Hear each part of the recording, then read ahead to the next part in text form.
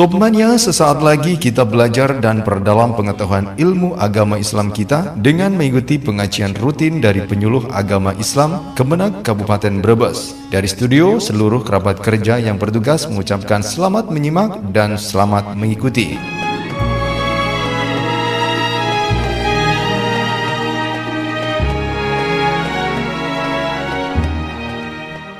Assalamualaikum warahmatullahi wabarakatuh.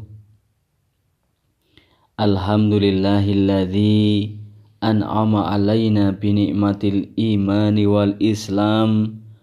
Wassalatu wassalamu ala khairil anam. Ashhadu an la ilaha illallah wahdahu la syarikalah. Wa ashhadu anna muhammadan abduhu wa rasuluh.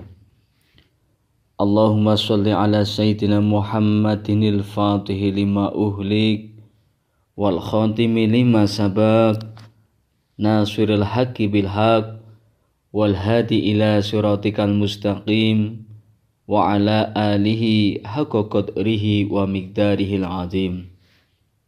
Faqad qala Allah ta'ala fi kitabihil karim, a'udzu billahi minasy syaithanir rajim. Bismillahirrahmanirrahim. Ya ayyuhalladzina amanu taqullaha wa qulu qawlan sadida yuslih lakum a'malakum wa yaghfir lakum dunubakum wa may yuti'illahu wa rasulahu faqad faza fawzan 'azima.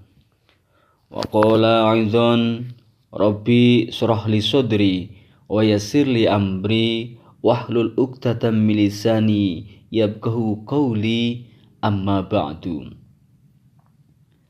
Para pendengar yang dimuliakan oleh Allah, pada kesempatan yang baik ini, pertama-tama marilah kita semua memanjatkan puji syukur kepada Allah Subhanahu wa ta'ala atas segala taufik, hidayah, inayah, serta berbagai macam anugerah pemberian yang tidak satupun manusia di dunia ini bisa menghitung atas apa yang telah diberikan oleh Allah Subhanahu wa ta'ala kepada kita semua.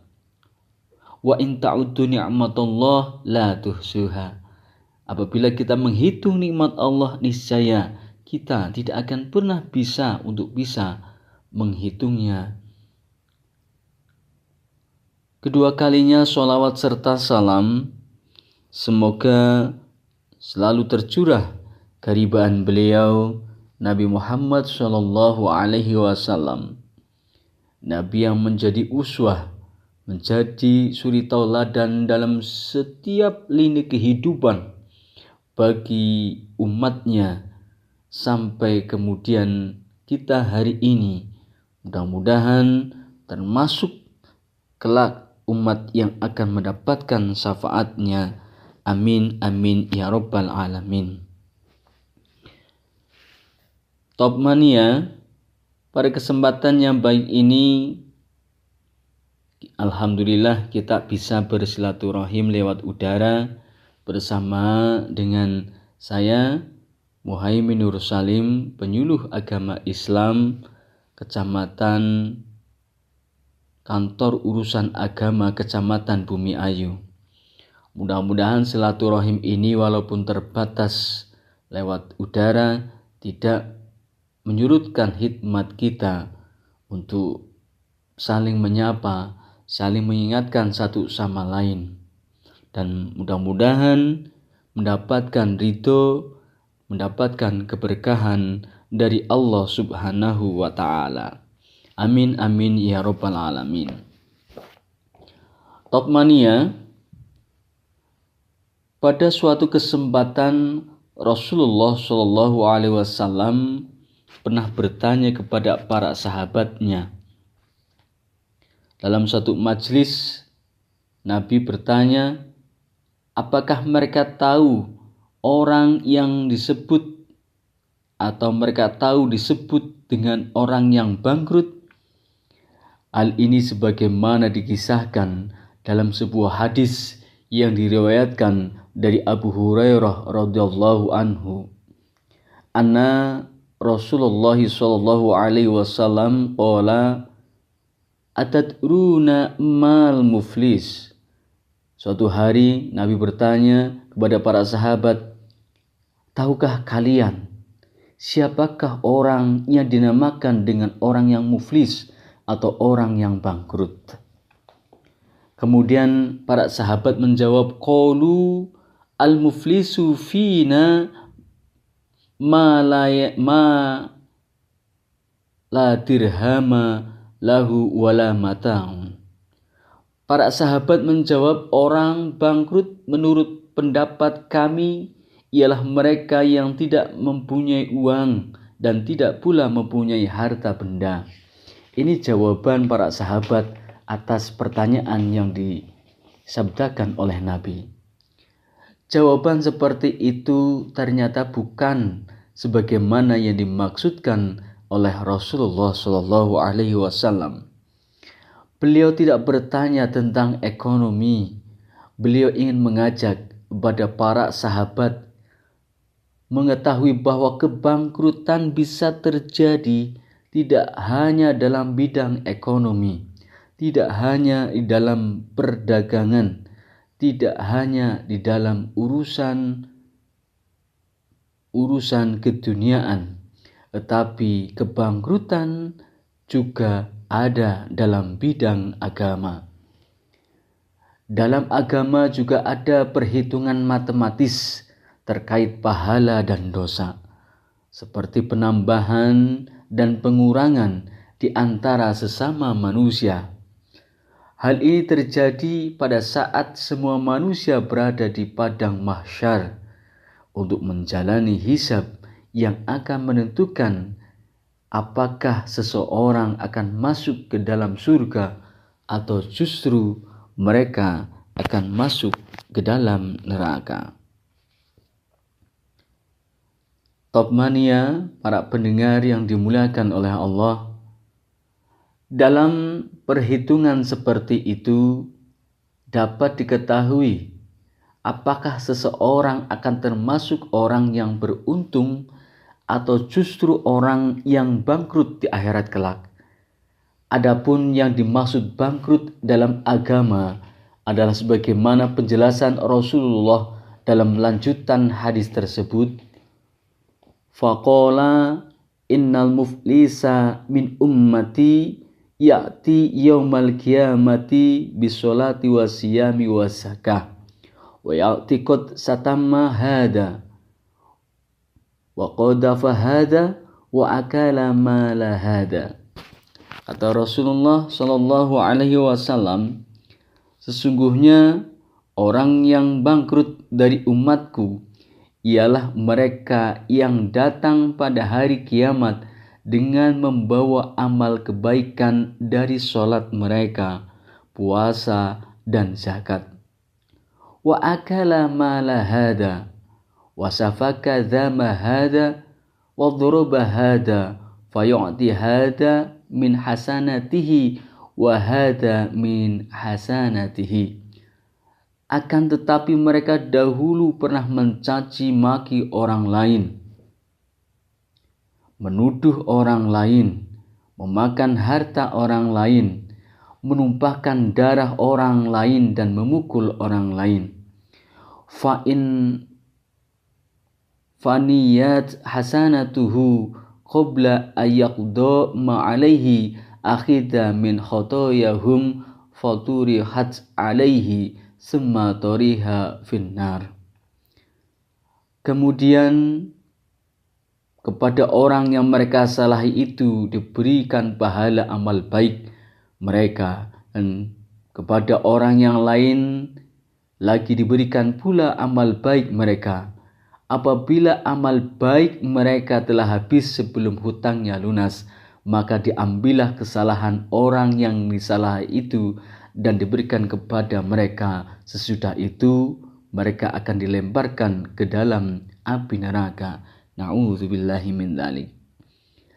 Jadi kata Rasul, kita akan datang di padang mahsyar ini, di padang mahsyar nanti, dengan kebaikan-kebaikan yang telah kita peroleh, baik kebaikan dari sholat kita, puasa kita, dan zakat, serta amalan-amalan kebaikan yang lain.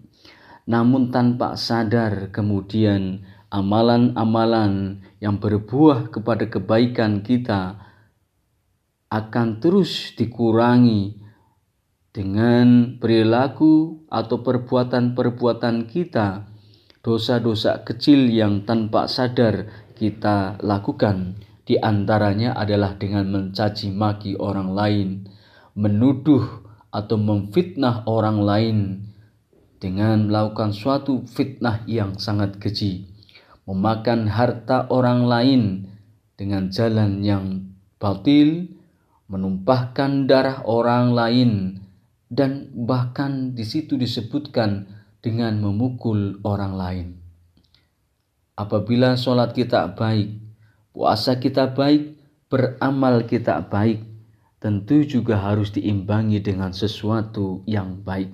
Jangan sampai kemudian perbuatan kecil kita, hal-hal yang telah kita lakukan, walaupun penilaian kita itu kecil, tapi ternyata bisa menyakiti orang lain.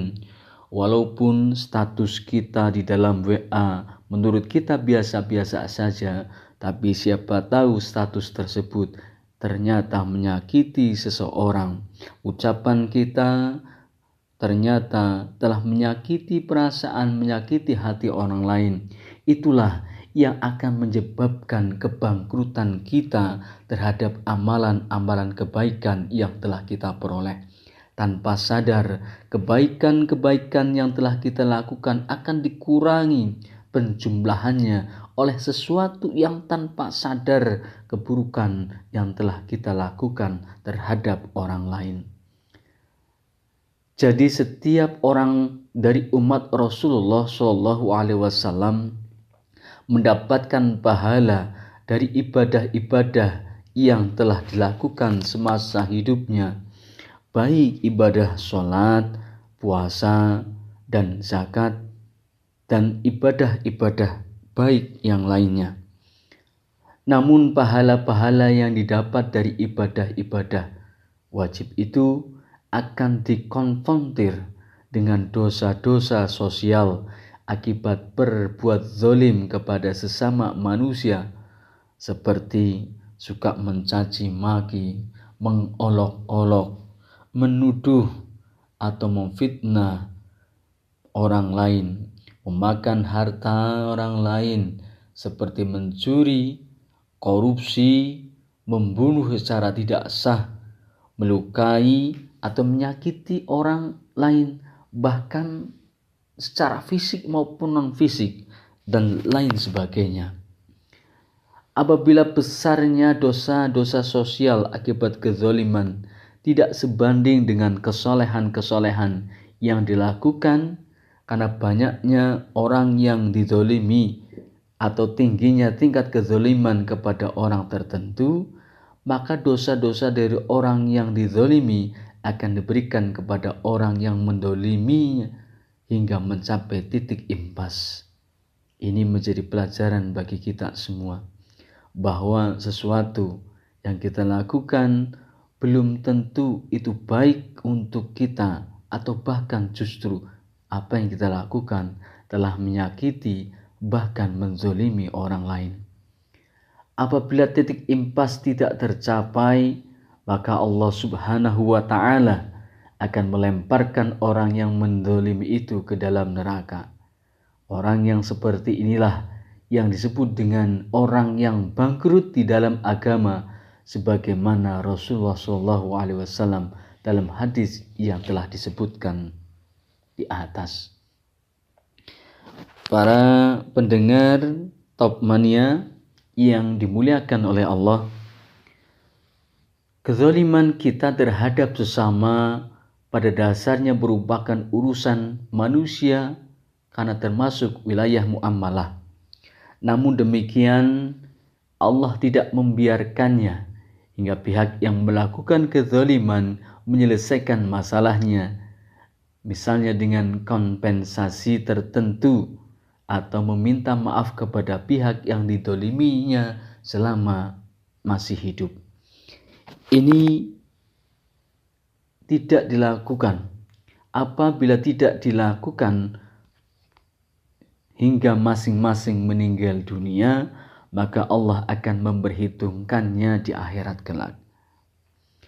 Jadi melakukan kezaliman terhadap sesama manusia bukan persoalan sepele, karena urusannya bisa sampai ke akhirat. Hatta apa yang kita lakukan menurut kita adalah sesuatu yang kecil, misalkan mencubit atau menepuk kepada orang lain, yang ketika kita tepuk menurut kita adalah bercanda, tetapi orang yang ditepuk, orang yang kita cubit ternyata memasukkannya ke dalam hati dan merasa tersakiti. Allah memang memperhatikan dan memperhitungkan setiap kezaliman seperti itu, sebagaimana juga disebutkan dalam sebuah hadis marfu yang diriwayatkan dari Anas bin Malik radhiyallahu anhu. Bismillahirrahmanirrahim. Wa amma zulmul ladzi la yatrukuhu Allah fa zulmuhu al-ibad ba'duhum ba'dun hatta yudabbiru li ba'dihim min ba'di. Adapun kezaliman yang tidak akan dibiarkan oleh Allah adalah kezaliman manusia atas manusia lainnya hingga mereka menyelesaikan urusannya. Orang-orang yang mendapatkan kerugian pengambilan amal kebaikannya di akhirat adalah orang-orang yang tidak pernah menyelesaikan kezaliman di dunianya kepada orang yang dizaliminya. Atau misalkan orang yang pernah menzalimi tidak pernah meminta maaf, tidak pernah menyelesaikan urusan kezalimannya di dalam dunia, sehingga itu akan mendatangkan kerugian kepada orang tersebut, yakni pahala kebaikan yang dia lakukan dalam setiap segi ibadah wajibnya akan diambil oleh orang-orang yang dizaliminya. Oleh karena itu, siapapun hendaknya, siapapun kita, pangkat apapun kita, kedudukan kita sebagai apapun, atasan, sebagai seorang pimpinan, ketika kita bersosial di masyarakat, harus betul-betul menjaga sikap sifat kita kepada orang lain, sehingga kita tidak dikatakan oleh Nabi sebagai orang yang muflis atau orang yang bangkrut ketika di akhirat nanti. Maka mari kita bersikap hati-hati kepada orang lain dengan menjaga lisan, tangan, dan anggota badan lainnya agar terhindar dari dosa-dosa sosial akibat berbuat kezaliman kepada mereka. Al-Alamah Said Abdullah bin Al-Alawi Al-Haddad dalam kitabnya itu mengatakan bahwa di antara hal-hal yang amat diperhitungkan oleh Allah pada hari kiamat adalah perbuatan zalim manusia terhadap manusia lainnya, sebagaimana beliau mengutip dalam kitabnya wa'lam anna min asyad til asya'i wa asyaqqaha fi syauqi fil qiyamah zulmul ibadi fa innahu zulmul ladzi la yatrukuhullah. Ketahuilah bahwa di antara hal-hal berat dan sangat diperhitungkan pada hari kiamat adalah perbuatan zalim terhadap sesama manusia, sebab hal ini merupakan kezaliman yang tidak akan dibiarkan oleh Allah.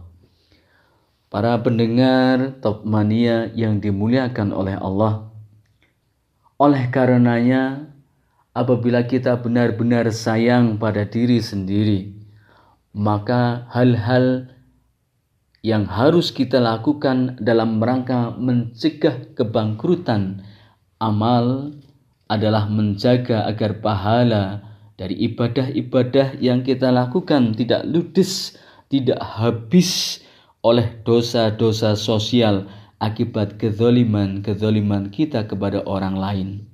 Misal kita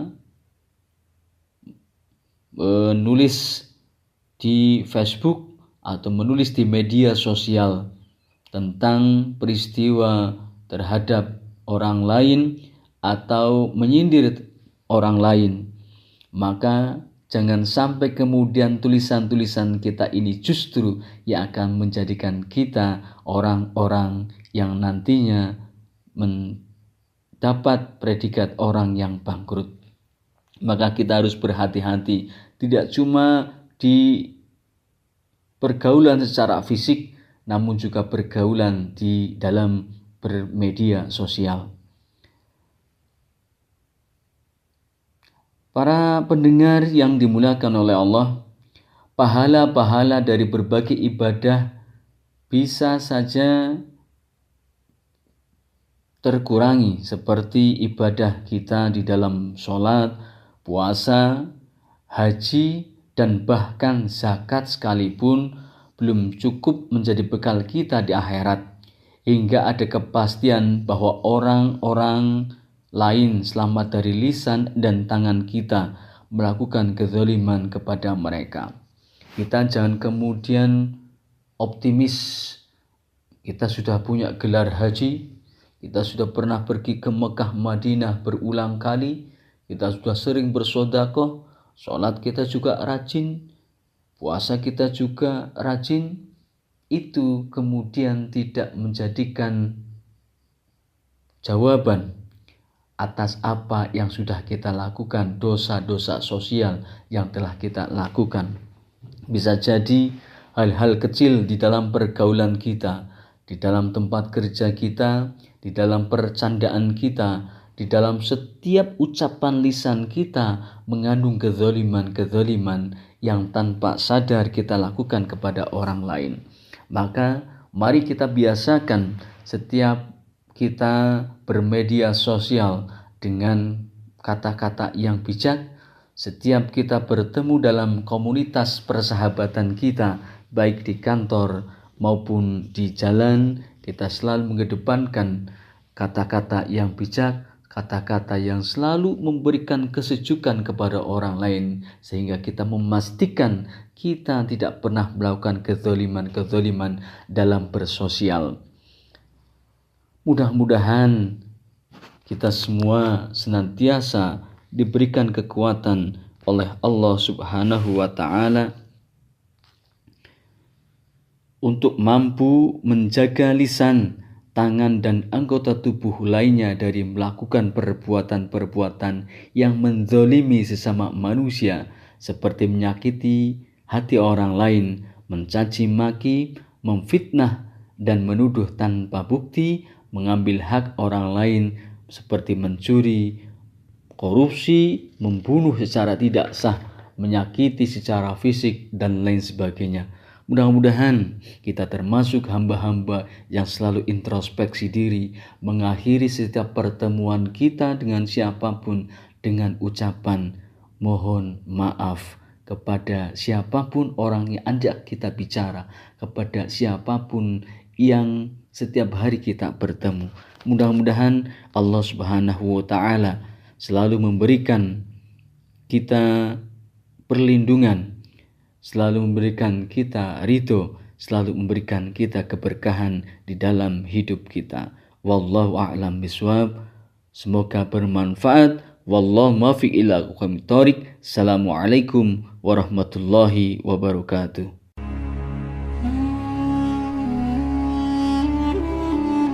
Demikian tadi Top Mania ceramah agama Islam. Semoga segala ilmu yang didapat hari ini dapat bermanfaat untuk kehidupan kita sehari-hari. Amin, amin, ya robbal alamin.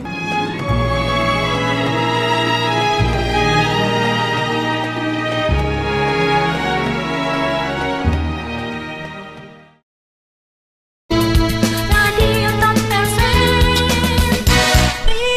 kasih